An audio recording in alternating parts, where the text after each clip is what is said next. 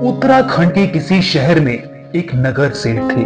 उनको नगर सेठ इसलिए कहा जाता था क्योंकि वो उस शहर के सबसे अमीर आदमी थे। अपनी पदवी के अनुरूप वो अथाह दौलत के स्वामी थे। सेठ के पास कितने बंगले, कितनी गाड़ियां और हजारों नौकर चाकर थे। और एक चतुर मुनीम भी था जो सारा कारोबार संभाला करता था। किसी समारोह में नगर सेठ की मुलाकात नगर वधु से हो गई। नगर वधु यानी शहर की सबसे खूबसूरत वेश्या। अपने पेशे की जरूरत के मुताबिक नगर वधु ने मालदार व्यक्ति जानकर नगर सेठ के प्रति सम्मान प्रदर्शित किया। फिर उन्हें अपने घर पर भी आमंत्रित किया। सम्मान से अभिभूत सेठ दूसरे दिन नगर वधु के घर जा पहुंचे। नगर वधु ने आतिथ्य में कोई कमी नहीं छोड़ी, खूब आवभगत की और यकीन दिला दिया कि वो सेठ से बेइंतहा प्रेम करती है। अब नगर सेठ नगर वधु के प्रेम में फंस चुके थे और जब तब नगर वधु के दरवाजे पर नजर आने लगे। शामें अक्सर वहीं गुजरने लगी। नगर भर में खबर फैल गई, काम धंधे पर असर होने लगा। मुनीम जी को जब ये बात पता चली तो उनकी नजरें टेढ़ी होने लगी।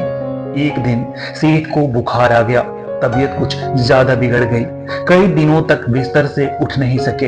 इसी बीच नगर वधु का जन्मदिन आया।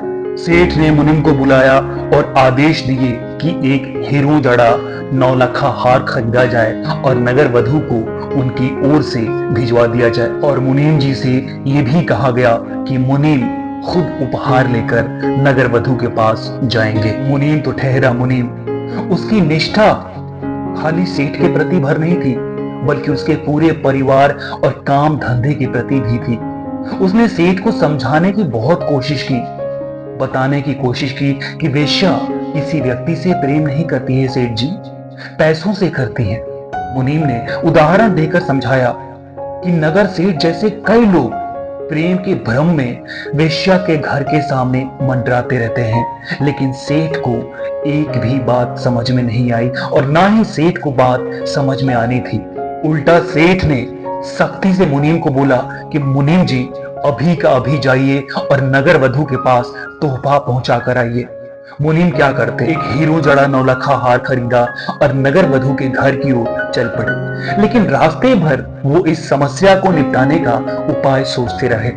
नगर वधु के घर पहुंचे तो 9 लाखा हार का डब्बा खोलते हुए कहा, ये तोहफा उसकी ओर से है जिसे तुम सबसे अधिक प्रेम करती हो।